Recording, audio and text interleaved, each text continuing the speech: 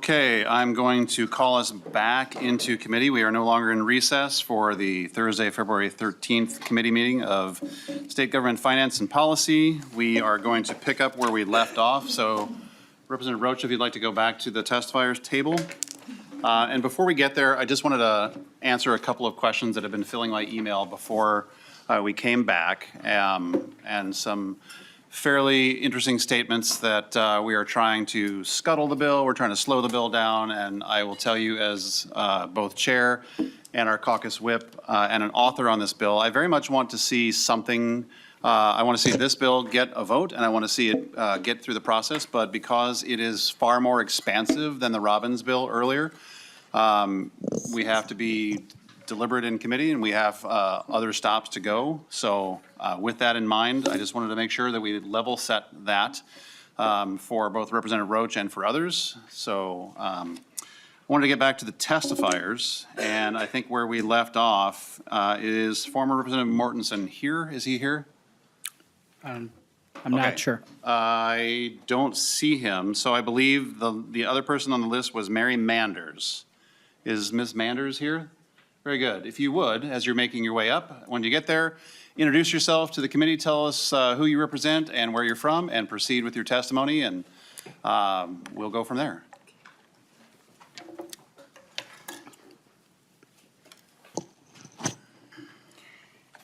Good evening, Mr. Chair and members of the committee. My name is Mary Manders, and I am here today to testify in support of HF 26. I stand before you not just as a survivor, but as living proof of the dire consequences when government overreach strips citizens of their most fundamental rights, including the right to have an advocate at their bedside in their most vulnerable moments. In January of 2022, I was a healthy 62-year-old woman with no underlying conditions. I was hospitalized with COVID and spent 52 days in the hospital, 28 of which I was completely alone. My husband, my fiercest advocate, was barred from entering the hospital. He was threatened with arrest for trying to be by my side. During those horrific 28 days, I was tied down, heavily sedated with hard narcotics, denied food and hydration, and forced onto high-flow oxygen. And because of this, my health rapidly deteriorated. The hospital's own records described me as, quote, critically and severely dehydrated and malnourished, end quote. In just 2 weeks of mistreatment in the hospital, I was already in a coma, and now my body was shutting down, and I was in the groans of death. I had kidney failure, liver failure, lung failure, a stroke, a heart attack, sepsis, massive blood clots, severe heart tricuspid valve leakage, brachial branch blockage, virulent infections only contracted in hospitals, and many other things. My weight plummeted from 117 pounds to just 88 pounds. At many points, they declared me dead. My once healthy body was driven to near death in just 2 short weeks under the isolation of these COVID protocols. None of this would have happened if my husband was allowed in the hospital. I was alone, defenseless, and helpless. Communication efforts were completely ignored. They wouldn't answer questions, return phone calls, or address any concerns, saying they were, quote, unwarranted. This happened not because of COVID, but because of the isolation from loved ones with no one to advocate for me, and the inhumane protocols which led to the dehydration and starvation of my body. I was deprived of basic life-saving care. Not in my wildest dreams did I think hospitals were not a place to go to heal, to be given safe care at my most vulnerable time in life. I trusted them. But instead, my eyes have been forced open to their role in this corruption. This is not just my story. Thousands of Americans were forced to die alone, without their families, without an advocate to question the decisions being made behind closed doors. The government handed down blanket emergency orders, and hospitals followed them in lockstep without a question, all while receiving financial incentives for doing so. What happened to me should never happen again. No single person in government should have the power to strip millions of Americans of their rights with a stroke of a pen. No governor, no bureaucrat, no hospital administrator should have the authority to decide that a dying person must face death alone.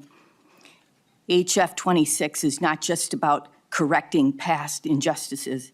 It is about ensuring that never again will families be separated by force in their darkest hours. It is about restoring rights of individuals to make medical decisions with their loved ones by their side. It is about standing against a system that puts profits, control, and political agendas ahead of human life. The question before you today is straightforward. Will you allow the governor to have unchecked power over our most fundamental rights, or will we stand up and say, never again? I urge you to support HF 26 and ensure that no one is ever left to suffer alone again. Thank you. Thank you, Ms. Manders. And for those in the audience who are here that did not sign up to testify, given that we are back and we have some time, if you did not testify this morning and you feel compelled to, I would welcome you to the testifiers table, and we'll give you a little bit of time to testify on the bill. So, Ms. Manders, thank you so much. If there are others that would like to do so, then please go to the testifiers table, share with us your name, where you're from, and proceed with your testimony. Good evening, and please, again, introduce yourself and who you represent, and proceed with your testimony. Good evening, Chair and Committee. My name is Jana Kangas. I am here with COVID Justice Minnesota as well. And I am doing a testimony with our experience with my dad, who was also killed by hospital protocol and forced to live his final days by himself without us by his side. He endured not being treated for what he was actually admitted for. He was withheld medications that he had prescriptions for what he actually had going into the hospital. He also contracted some things while he was in the hospital, which we found afterwards, and again did not receive treatment. Our communication with Dad was very limited.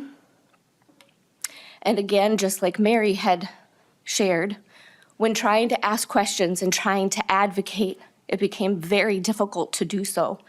Doctors did not want to talk to us, claimed they didn't have the time to talk to us, and we would get information very oftentimes in a delayed manner.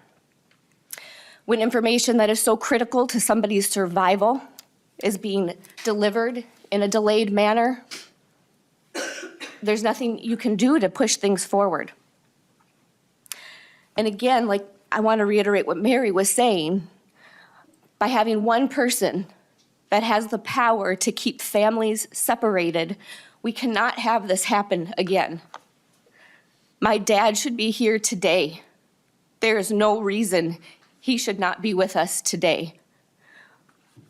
The power of relationship, the power of love, of being with your loved ones, is stronger than anybody can imagine. That power should not be with one person to say we cannot be by our loved one's side for any reason, and it should never happen again. I ask you to please take that into consideration. Put yourselves in those shoes. How would you feel if you were by yourself, isolated for days, some people months, and not being able to see your loved ones. Thank you very much for listening tonight. Thank you for being here, and I hope this bill will continue to move on to make changes that are absolutely necessary. Thank you. Thank you very much. I'll make the offer one more time before we head, please. Yep, go ahead. Yes, by all means. So as you get to the testifier table, if you would, introduce yourself for the record, tell us who you are, where you're from, and then proceed with your testimony. Thank you very much. My name is Joe Schuth. I live in Golden Valley, Minnesota. I don't have anything prepared, but I appreciate the words of Mary and the other person who just spoke. And the other thing I think that I would ask for everyone to please be mindful of is the absolute horror that this puts your family members in when you're not able to help them when they are, as Mary described. It's absolute torture. It's inhumane. If you have, of course, everyone here, just consider your loved ones who want to reach out to you and they're not able to. That is not right. Please, never again. Please. The other thing that I don't understand is that when people did die, people were not allowed to attend their own family's funerals. Yet people could still go to strip clubs, other places that are much more frivolous than getting to go to church.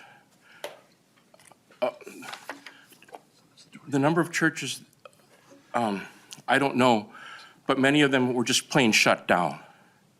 And churches that were open held their services, their masses, from their parking lots in the freezing cold, while there are other institutions of entertainment that were allowed to remain open.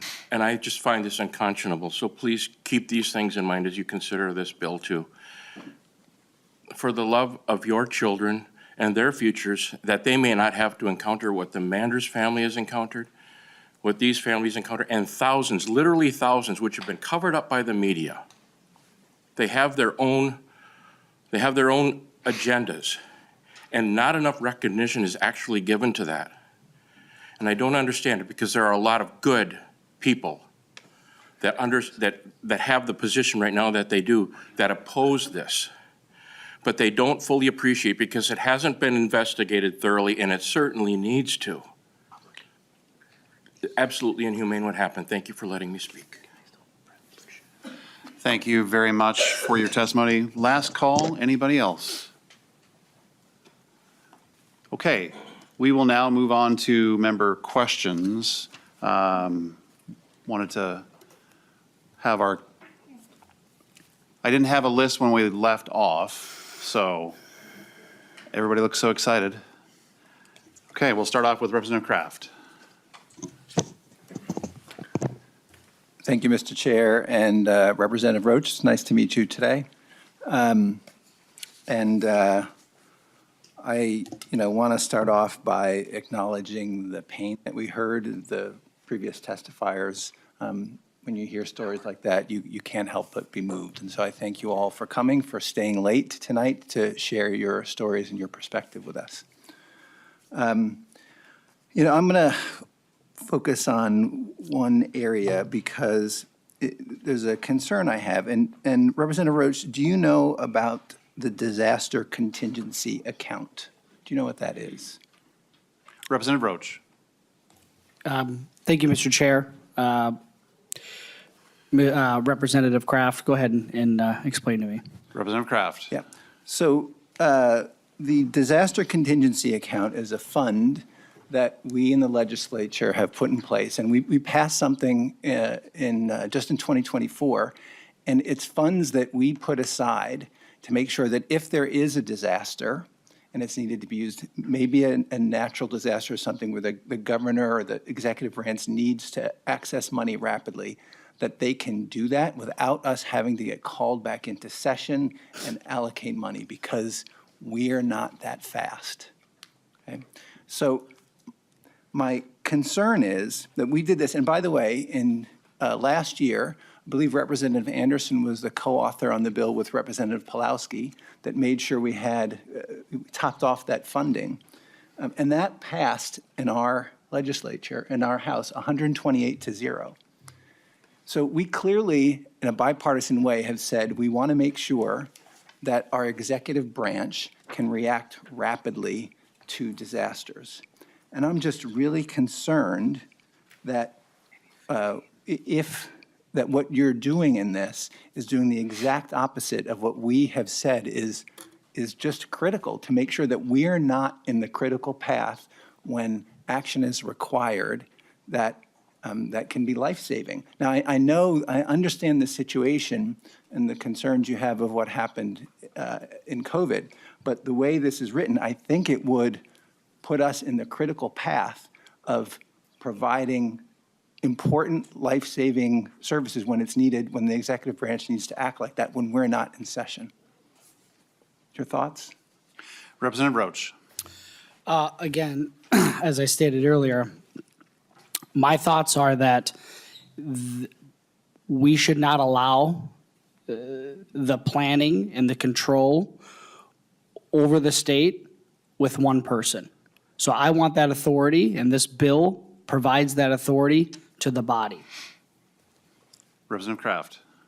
Mr. Chair and Representative Roach, I understand that's your point, but I think maybe you can understand when we have, as a body, said it's important to make sure that our executive branch can react rapidly to emergencies, that this flies in the face of that. And so I think for that reason, I would encourage all of us, because many of us here voted for that bill in 2024, that this is just flies in the face of that. And I would really encourage, for that reason, as a minimum, a no on this. Representative Freiberg. Thank you, Mr. Chair. So thank you for presenting your bill, Representative Roach. So I saw you in the audience earlier when we discussed the other bill, House File 21. I talked about some of the distinctions between the two bills. That bill amended the statute relating to the governor's emergency powers. This bill repeals it altogether, the governor's emergency powers, that statute. And I do think, committees that are of primary jurisdiction for certain topics, kind of should have some coherence in the bills that they pass out. I mean, you heard the members of your caucus vote for the bill earlier. I guess my question for you is just, where do you see that bill that we heard earlier falling short, and why do you see this bill as the preferred alternative? Representative Roach. Mr. Chair, Mr. Rep Freeberg, sorry. I'm here to talk about House File 26 and how House File 26 is different than 21. House File 26 prevents unilateral control of the governor having sole decision-making over the lives of individuals, over businesses, making sure that kids aren't separated, family members aren't left to die alone. That's the difference. But I'm not here to talk about House File 21. I'm here to talk about House File 26. Representative Freiberg. I guess I'm just trying to suss, assuming that this passes today. I mean, typically the majority party brings forward bills of the majority party so that they pass. I'm just trying to kind of suss out, what the preferred approach for this committee is. That bill, I understand you're concerned about one person having that authority. That bill does still leave some authority in the governor's office, in the governor. I mean, it's a little more constrained than it had been, but it's still there. The governor has the authority to issue emergencies and do things, but then the legislature has to approve by a supermajority. But that power is still there. So do you think that bill is insufficient in that regard? Representative Roach, and I'll caution Representative Freiberg, we don't really try to pin people down on one bill versus another as authors, but we'll go down this line a little bit. I remember being cautioned by you one time in a committee where I was asking similar questions, and you encouraged me to not, so I will just let that sit at that. That was years ago. But Representative Kraft, or, sorry, Representative Roach. Mr. Chair, It's getting late. Sorry. Mr. Chair, thank you, Representative. Again, I'm here to talk about House File 26. I'm not here to talk about House File 21. Okay. Okay. Representative Freiberg, last follow-up. Sure. What is, just for you, what is the path of this bill? I know it's being referred to the Health Committee. What other committees do you see? So that's a question from the chair. So this evening, actually, in the interim between when we met this morning, I was contacted by the chair of the Veterans and Military Affairs Division of this committee. We're going to move by chair's motion that to the division, which we can do through House Rules 6.05 subsection B. They wanted to see it there. It will come back here, and it is my promise to Representative Roach that we will move it out quickly. It'll then have a path, I believe, to health. And there's a couple of other stops because it does make more changes than the previous House file.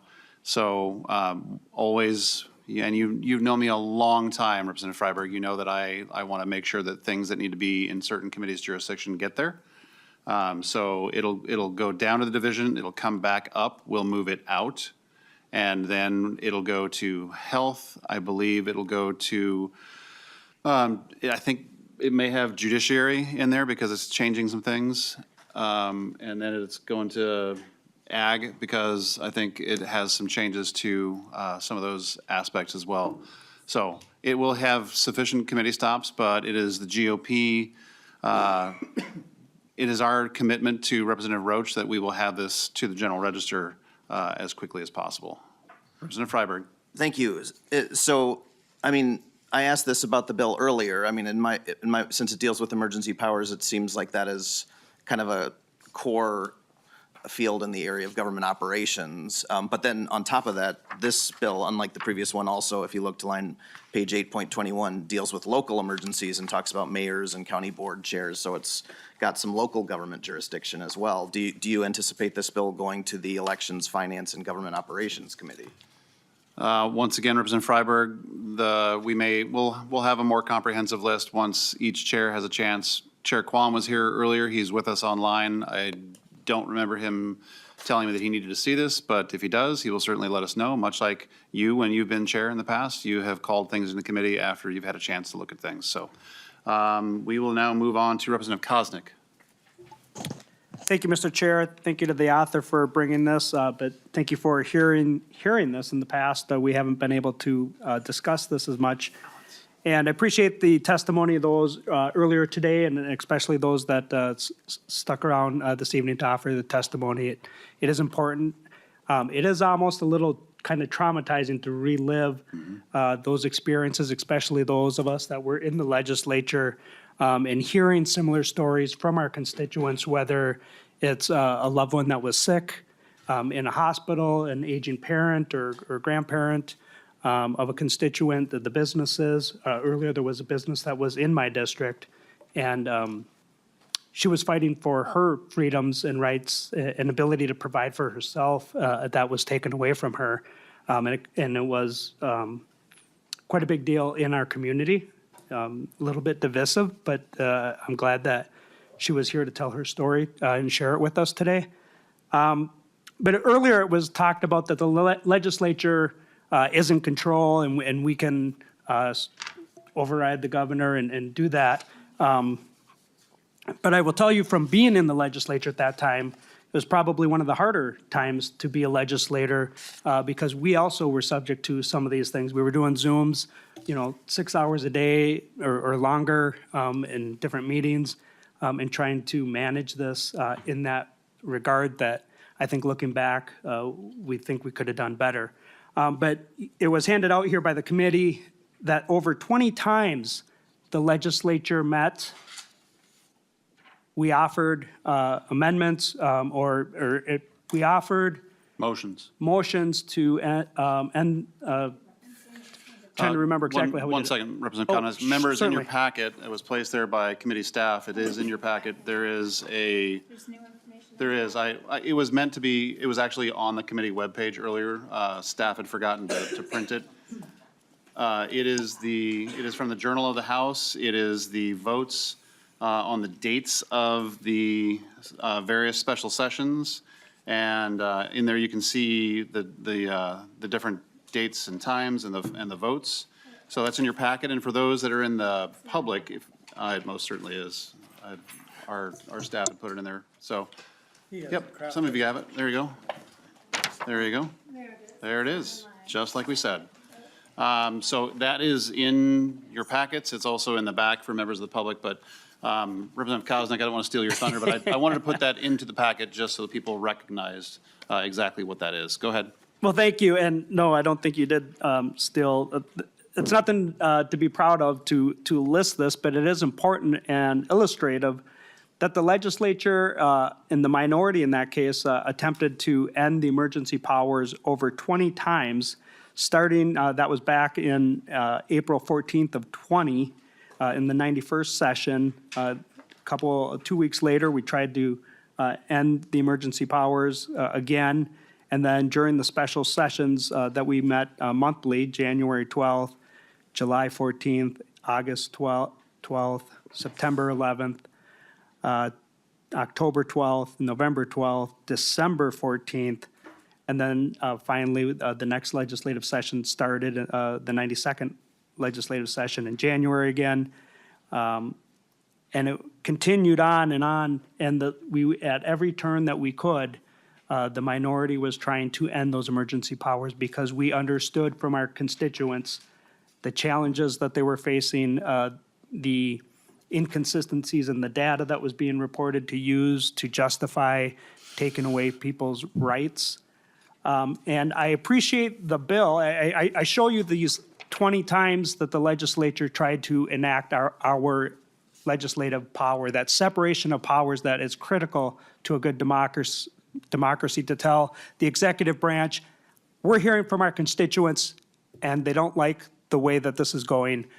We did not have the ability to end the emergency powers, and we were voting. What these bills do is empowers the legislature more to vote in the affirmative if we want to continue emergency powers that a governor has, rather than the 20 times to say, no, we're going to take them away. And that's an important distinction, whether it's either of the bills that we have. And so it's critically important that we as a legislature now are afforded the opportunity. Thank you, Mr. Chair, for bringing these bills here to have this discussion so that these constituents that are willing to come here at 8 o'clock at night, and there's constituents earlier today, but really if you go back in your districts, you can hardly talk to somebody and bring up emergency powers and they'll know exactly what you're referring to. This needs to be addressed, and it's on the top of minds when you ask constituents, even though it was a number of years ago. And so I hope that we do advance making this policy better to reinstill the legislature's power and keep that balance of power between the executive branch and the legislature, who does make the laws, but also is a check on the executive branch. And it doesn't matter that it's the current governor or any other future governor or past governor. This is an important thing for the body to instill our right as legislators. That's really what it's about. It's certainly about the families that we were all affected, our kids, our elderly loved ones, those that were sick, our businesses. It is about all that. But to us as a legislative body, the policy before us is, do we cede power to the executive branch, or any future legislature cede power to an executive branch? Or is it important for the people to have a voice? And I think the people should have the voice that is instituted in our election certificates. And the two bills that we have in front of us today work towards re-empowering that. And I think it's critically important that we have actual knowledge of current law that did not work so well at all. And it's our jobs to fix it, make it better, and empower future legislators and the people of Minnesota if this was ever to happen again. So thank you for hearing the bill. I will be supportive of any of these measures. Thank you, Representative Koznick. We'll go to Representative Howard. Thank you, Mr. Chair. Thank you, Mr. Roach. We've had a little bit of time since this morning, and so just hoping to return to our discussion. and try a little different way to just sort of make sure I'm getting at this information. But are you aware that your bill has implications not just for emergency powers, but all executive orders? Representative Roach. The intent of my bill, again, as I've stated before, is to protect the rights of people. Representative Howard. Mr. Chair, you've been pretty clear on your intent. I'm just asking, are you aware that this bill goes beyond that intent and implicates the governor's ability to issue any executive order at all? And I'm just wondering, are you aware that that is what your bill does? Representative Roach. Thank you, Mr. Chair. Thank you, Representative. The intent of my bill, as I've stated before, is to empower the legislature to have authority over that, right? So, again, this isn't about letting one person have unilateral control. It's about giving us, the body, the opportunity to have a voice. Representative Howard. Mr. Chair, Representative Roach, I appreciate that's your intent, but our words on our page as legislators have real implications. Our intent matters less than what the words actually do. And what your bill does has serious implications for any executive order at all. So let me ask another question. Do you think that an executive should have the ability to bring an executive order to deploy a National Guard to help in a time of a emergency in the state of Minnesota? Should a governor Roach. have that Oh, ability? sorry, Representative Roach. Mr. Chair, Mr. Rep, Representative, you want to keep going down this fear-mongering path, and the reality is when the governor had control, he ruined the lives of many thousands of people.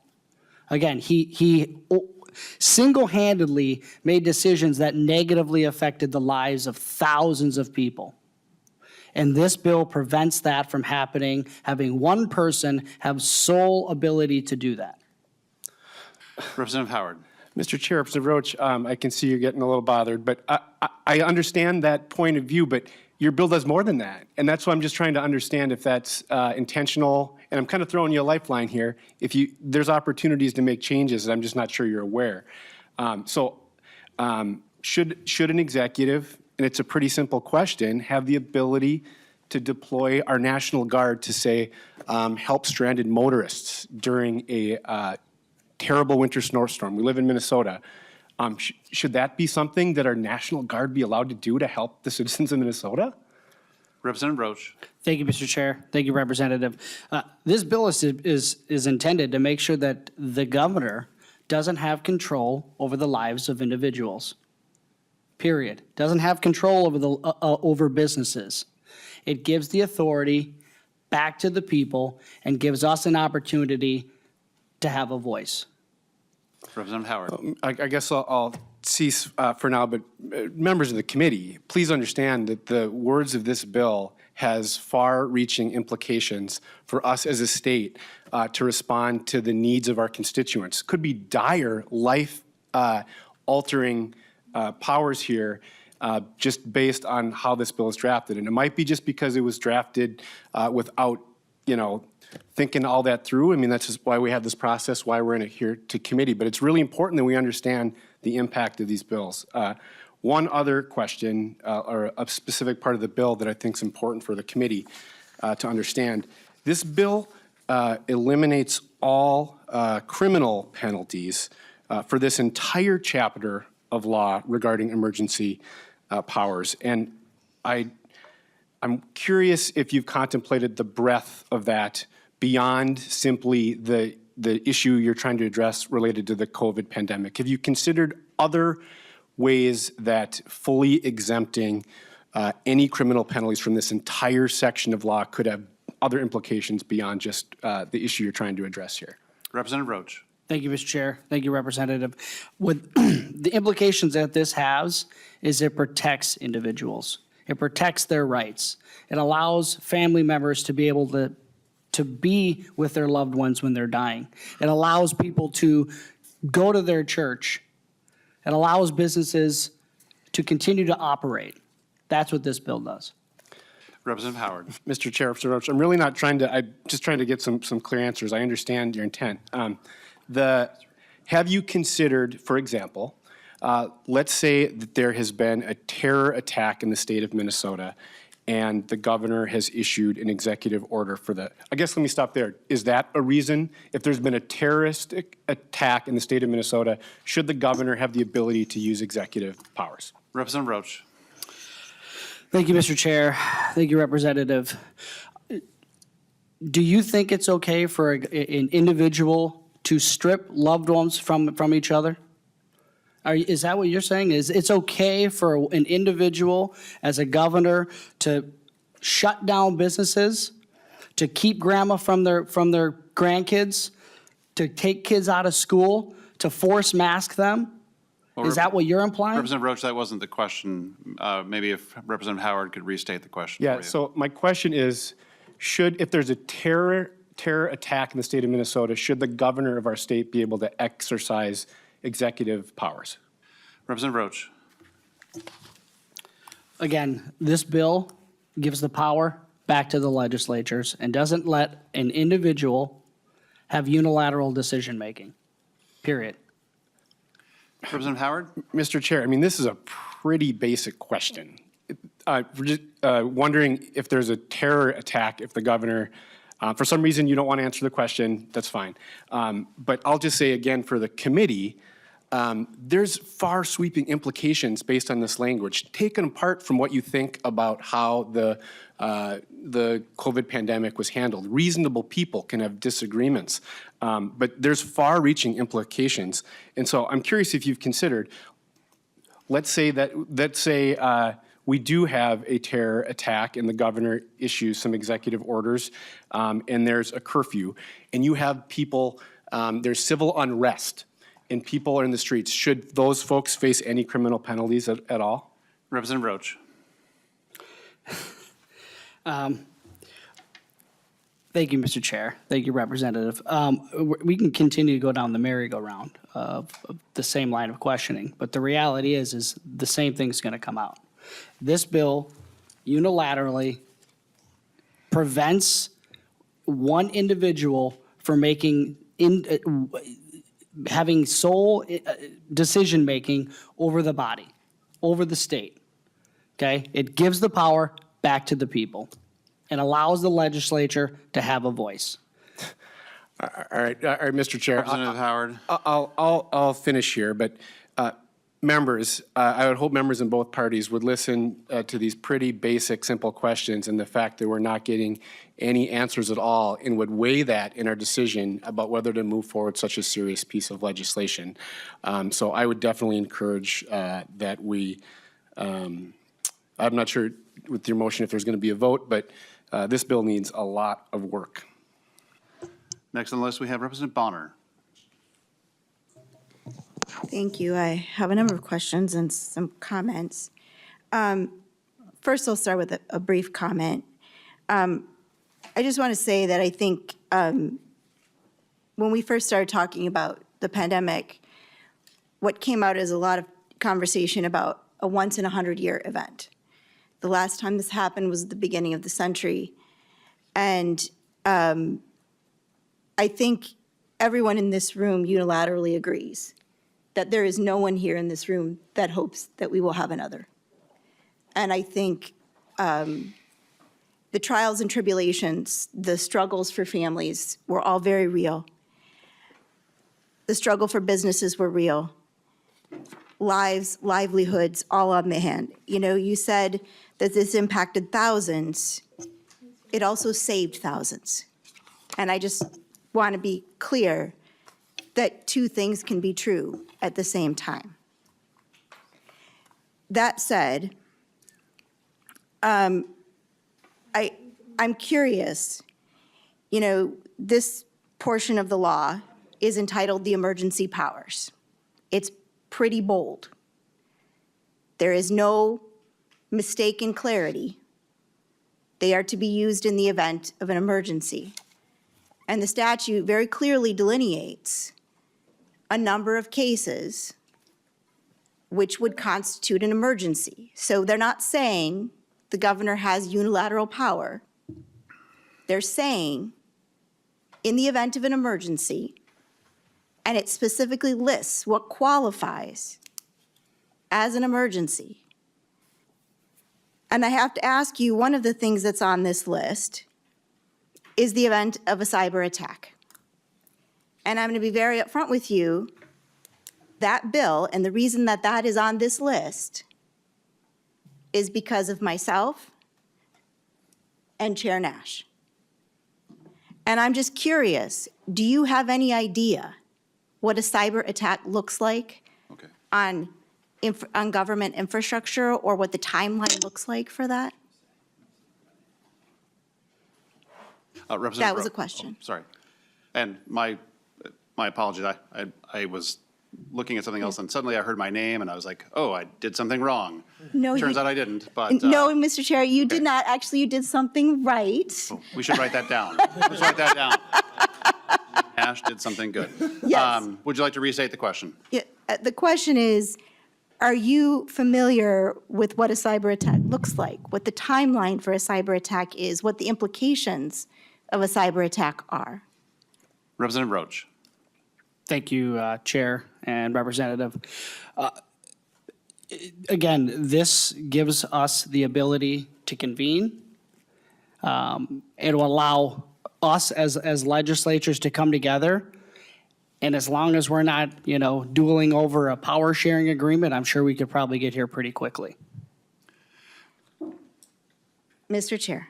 Representative Bonner. So I'm going to be a little bit more brief because I'm going to interpret, and you're welcome to call me wrong, but what I'm gathering from your answer is that no, you don't have any clue what that looks like.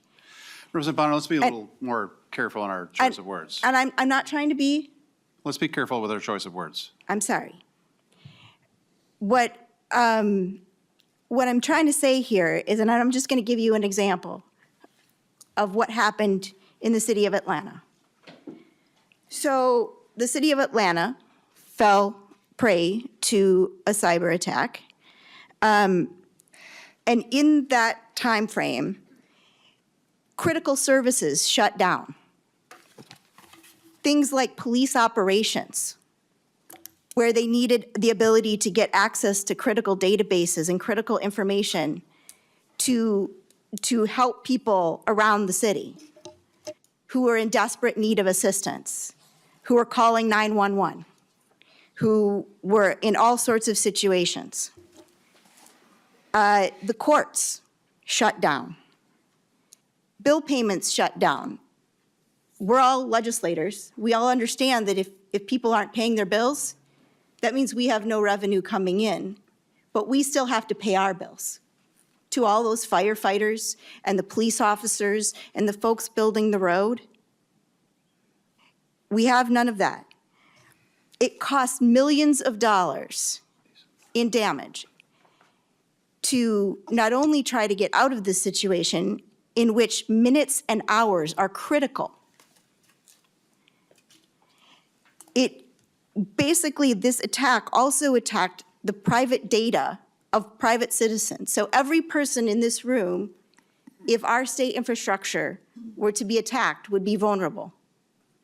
Our private information that we don't have a choice to give to government, right? That's how this deal works, is now on full display. And in the case of a cyber attack, and I'm just gonna, I'm talking high level here. The true expert is actually Chair Nash. This is literally what he does for a living. This is his expertise. And minutes and hours are critical. Everyone in this room lives all over the state. We live hours and hours away. In order to, first of all, if something were to happen, a critical emergency, a flood, a tornado, a cyber attack, we aren't going to be able to meet within minutes, possibly not even hours, in order to do what's necessary to make sure that we are protecting the lives, the livelihoods, and the privacy of our citizens. And I think what we're trying to say here in a very nice way is that the implications of what we're talking about here are a very fundamental shift. In a Civics 101, let's talk about that. The role of the branches of government. I mean, we've all been through civics class, right? The judicial or the legislative branch, for example, our responsibility is, of course, to all of our constituents, first and foremost. But our role in government is to set the budget and to set the laws for the state of Minnesota. The judicial branch is there to enforce those laws. But the executive branch is there to execute, right? And the reason that's there is deliberate. It's deliberately that way because we are a deliberative body. We cannot react in the same timeline, in the same fashion. It's why companies have CEOs, right? They don't convene the rank and file of the entire company to decide what happens in a split-second decision or in an emergency. If there's a cyber attack on your business, you don't wait to convene all your employees to decide whether or not you should act in the best interest of your clients, of your employees, of your customers. You would never, ever do that. Never. So what we're saying here, and I just want to be very clear, that what we're suggesting here is a fundamental shift in the very roles that strike at the heart of how government works. This is not a small thing. And I just want everyone here to come into this clear-eyed that that is what we are proposing here. This is not a tiny thing. We are fundamentally shifting the entire balance, the entire way in which government functions, and not for the good. And now I understand the intent that you are trying to make. We are more than clear on what that intent is. But there's a reason this segment of law is called emergency powers. It's not called, something else. It's not called, let's talk about it. It's not called let's discuss it.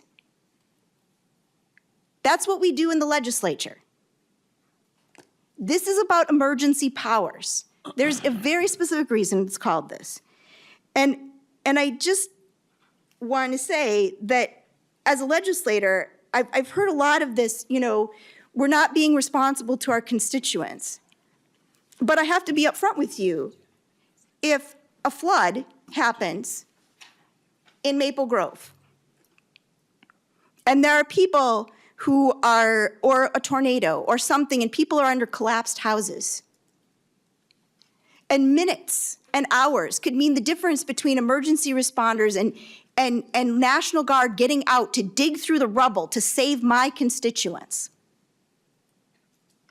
I'm going to tell you what my constituents are going to want.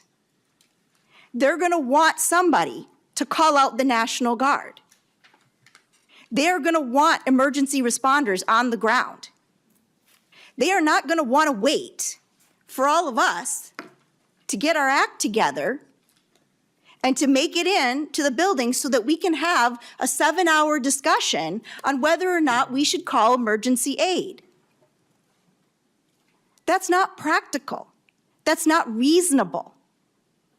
And I think what we're trying to say to you, Representative Roach, in a very nice way, is that while we appreciate and understand the underlying mission of this bill and setting limitations on what can happen in an emergency situation, I don't think anybody who would disagree that we have to have certain guardrails. But the whole point of the statute is to set up some basic guardrails. That's the whole point. That's what it's called. And to completely blatantly ignore that and blatantly ignore that in the event of an emergency, our constituents are not only going to expect but they are going to demand action. They don't want to wait minutes or hours or days for us to show up in these seats and make a decision. And if you don't think that they're coming after each of us for any delay, trust me, they will. Our constituents want us to make sure that we have measures in place to protect their best interest. And I'm sorry, completely dismantling everything about emergency powers isn't going to do it. So I appreciate what you're saying here, Representative Roach, and I think what everyone here is trying to very politely say is that there has to be a middle ground. We have to be able to protect the immediate lives and livelihoods of our citizens, but we have to do it in a measured and reasonable way.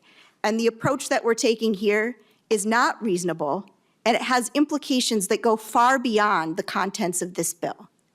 And that's a very serious thing that we should all be considering.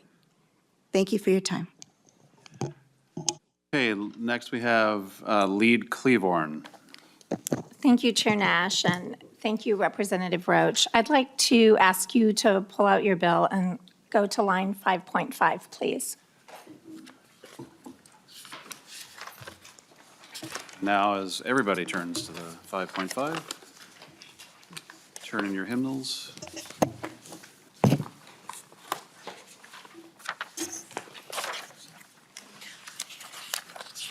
Sure, Lead Cleavorn, go ahead. Thank you. Could you please read line 5.5 so that people who are not, maybe don't have the legislation in front of them, they can hear what line 5.5 says, please? Representative Roach. Thank you, Chair. If the legislature is not in session, the governor may convene the legislature and request the declaration of an emergency. Only after an emergency is declared by an affirmative two-thirds vote of each house may the governor exercise the powers conferred under this chapter for a declared emergency. An emergency terminates after 5 days unless extended by two-thirds vote of each body for up to 30 days. Lead Cleavorn. Thank you. So on line 5.5, you give the governor, because we're not in session, right? We can only act January through May, or maybe February through May on our own. Is that correct? Representative Roach. Well, this would change that authority.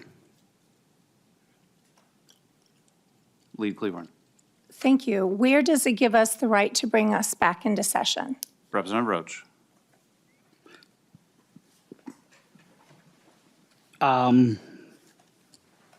We would be convened by him. He would call us in. Lead Cleavorn. Thank you, Mr. Chair. So please help me understand. You are saying that the governor, who should not have any power, is the person with the power to bring us back. Well, he's the one who. Representative Roach will go excuse through me. the chair. You're right, Mr. Chair. He's the one who calls a special session. Yep. Lead Cleavorn. Okay. So last year, Chair. Yep, Lead Cleavorn, I Thank called you. you. Last year, before you came to the legislature, I believe that it was Representative Joy, whose district suffered a severe flood, right? And businesses were in peril, families were in peril, and it was pretty disastrous. But we were here, is that correct, Representative Joy? We were in session at that time? And I'll we. let that one go. Oh, thank Yeah. you so much. I appreciate that. Yeah. Yeah, thank you. And we were able to take action quickly. Businesses were saved, homes were saved, and it was a good thing. But if we're not in session and we have to wait for the governor to call us back before anything can be done, and I don't see a provision in here for remote legislative session. Can you please tell me, would we be able to vote remotely? Representative Roach. I'm sure we could find a way to do that. Absolutely, Mr. Chair. Yep. Mr. Chair? Lead Cleavorn. Thank you. Is it in the bill? Representative Roach. It is not in there. Lee Cleaborn. Thank you.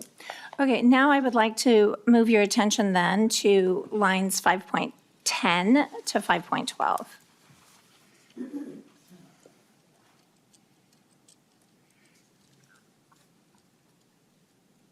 And this is where, may I proceed? Please do. Thank you. This talks about the termination of an emergency and lapse of emergency powers does not deprive any person, political subdivision, municipal corporation, or body politic of any right to compensation or reimbursement that it may have under this chapter. If we are called back into special session by the governor and those, and subsection B right above, does this mean that per diems would also be paid to legislators during this period of time? Representative Roach. Mr. Chair, I mean, I would hope if we were having to convene for a special emergency, we wouldn't be worried about per diems. That Lee was- Cleaborn. Thank you, that's not my question. My question is, a legislator can waive their per diem anytime they want. That's okay. My question is, does this mean that legislators would be entitled to per diem? Representative Roach. If you, I guess if you, Mr. Chair, thank you, Representative. If you saw fit to request per diem, request per diem. Lee Cleaborn. Thank you, Chair Nash. I don't see a fiscal note for this, for housing or for per diem or for any of these expenses that might be put into this bill. I believe that this bill requires a fiscal note, which would also require a trip to Ways and Means. So have you requested a fiscal note, Representative Roach? Representative Roach.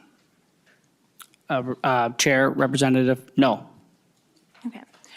All right. Cleaborn. Thank you.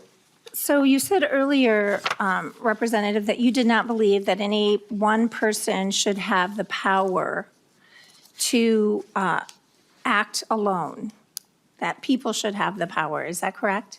Representative Roach. What I stated is that, thank you, Mr. Chair, thank you, Representative. What I stated is that this bill would not allow the governor to have unilateral decision-making, and it would give the decision-making back to the legislature. Lee Cleaborn. Thank you. So you're saying the executive should not have the power to step in an emergency, is that correct? Representative Roach. Mr. Chair, what I'm stating is that the governor should not have decisions over how we make a living. Lee Cleaborn. Right. Okay, well, that's not exactly what I asked. Thank you, Chair Nash. Thank you.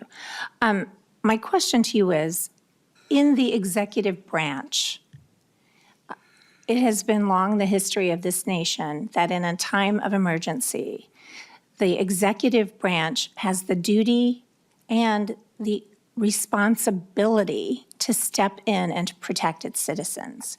This is true at the federal level, and this is true at every state level in our nation. Do you believe that the President of the United States should have the power to step in an emergency? Representative Roach. Chair Nash, Representative, I'm not here talking about the president. I'm here talking about this bill, House File 26. Lee Cleaborn. Thank you. Well, we are talking about a representative democracy, which is what we have. And that's true at the national level, and it's true at the state level. And this is how government functions and how government works. And it's the responsibility that we, the people, have given the governor and the president to take care of the people. And so at this time, I would say to our members, this bill is not ready.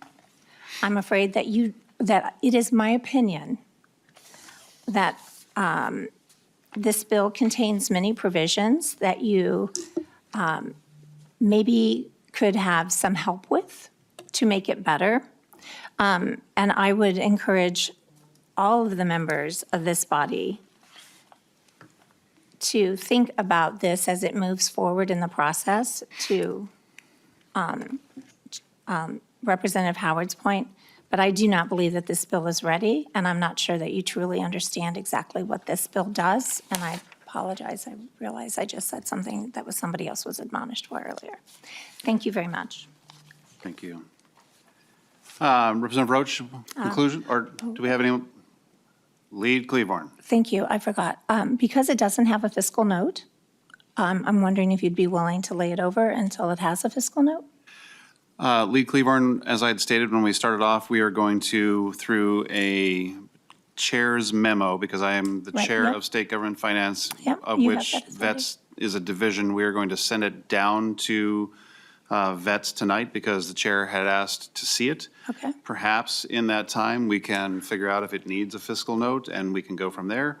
And it will be coming back up here because the division has to report it back up, as you know. Mm-hmm. So we will see if it needs a fiscal note, but And if So- it does need a fiscal note, we'll have your assurances that you'll let us talk about the fiscal note before it moves on? yes, and I will just point out, Yes. Lead Cleavorn, that for the last 2 years, I asked You and many, I worked very well. many times about fiscal notes that were not with us in committee when bills moved out. So I think that we should not posture on that particular issue. So, Well, Lead Cleavorn. I can offer a motion to lay it over, and we can vote on that if you'd like. Well, if you choose to do that, that is unnecessary because I've already told you we're moving this down to the vets All right, division. So. All right. I will let Representative Roach, I'm going to give you, well, let me, once, twice. Representative Roach, if you would like to conclude.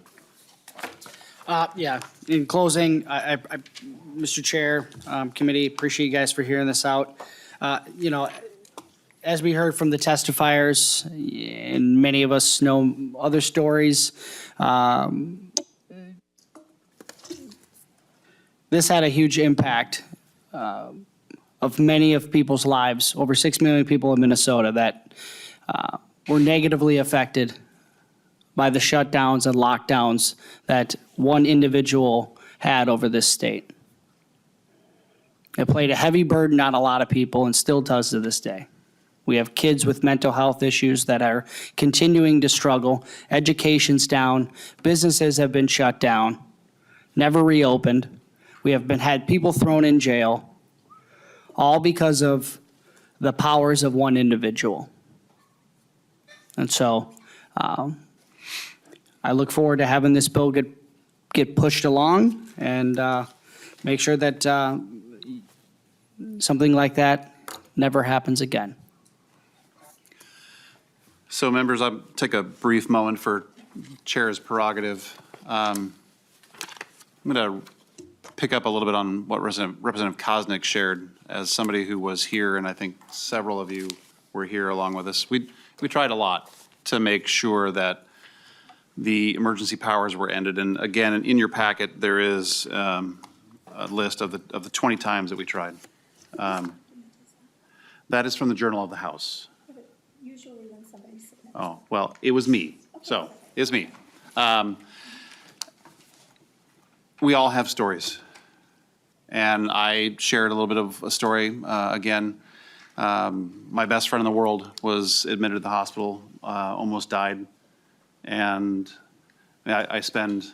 so we had my bill in committee here the other day. It was he and I that were on the boat when we were trolling for walleyes that gave me the time, because the walleyers were not participating at the time, when I dreamt up House File 3.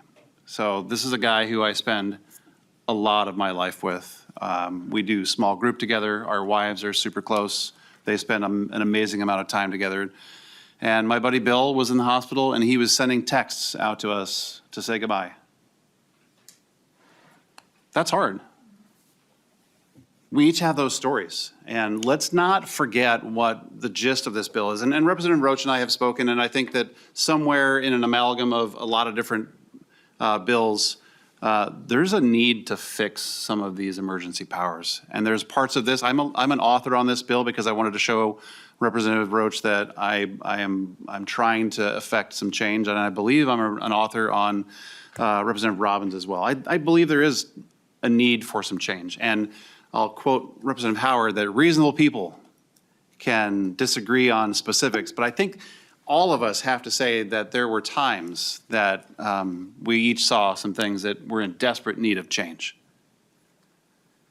And I will tell you that this is the first opportunity we've had to bring bills of this nature, because we would submit bills, we were never given hearings. We tried to get them into committee, we tried to do them with amendments, we tried to do them as urgencies, we tried to do a lot of different things. That never happened. We were always voted down. So I think that there is a lot of pent-up frustration on this. It is my commitment to make sure that the different bills that will come through this committee that will be looking at this get a complete hearing, and that we do our level best to get them to the floor where they can be voted on by the entire body. And as anybody who's ever been a legislator for any period of time, you'll know, and I did share this with Representative Roach, that the bill that you bring into committee on the first time you have the hearing isn't always what it looks like by the time it gets to the floor. That's a reality. So it may not, maybe it will. But I will tell you, members, that this is something that needs to be addressed, because these people that have come up here that you've heard from, that have lost loved ones, they have legitimate concerns with what could happen, Representative Bonner, if that 100-year thing were to be, turns out, a 6-month or a 2-year thing. We have to prepare for the next what if. So I think it's wholly appropriate that we have this conversation. I think it's a very wise thing that we say, did it work well? And for the things that did not work well, how can we change them? So with that, I'm going to have Mr. Sullivan on standby. If I don't do this 100% right, you can throw something at me, pick up something heavy. So I am going to withdraw my initial motion, since I did that as chair this morning, since Representative Roach is not a member of the committee, that we will remove the referral to health. We are going to then make a referral to the Division of Veterans, which is under House Rules 6.05 subdivision B and C, that we will refer it downward to the division where the chair has asked to see it. It may come back in the same shape, it may not, but we are going to be moving it down to the division by memo. How'd I do? Apparently I did it fine. So with that, we will be making that motion, and we will make sure that staff alerts the chief clerk's office, because they have to be able to track that along the way. So we will issue that memo before we leave tonight. Sorry, guys. So with that, I am moving, I have changed the motion from health to the Veterans Division via memo under 6.05. And with that, we are adjourned.